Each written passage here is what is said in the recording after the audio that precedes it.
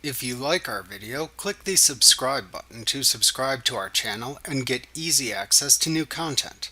To see our full suite of ad-free video courses and training materials, visit us at teachucomp.com.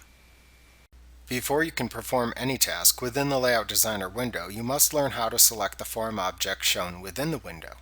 To select an object within the Layout Designer window, click it to select it.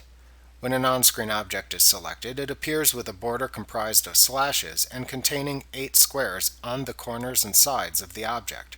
These squares are the resizing handles used to resize the object.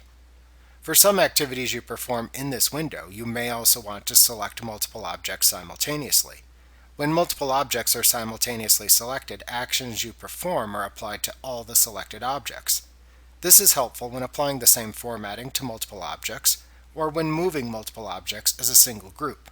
For example, if you want to move a label and its associated data field from one area of the form to another, you could select them both and then move them together to a new area within the form.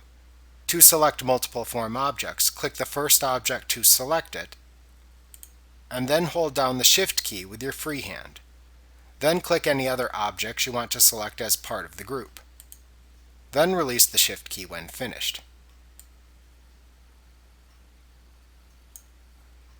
To deselect a selected object or objects, simply click into the blank or empty area within the form.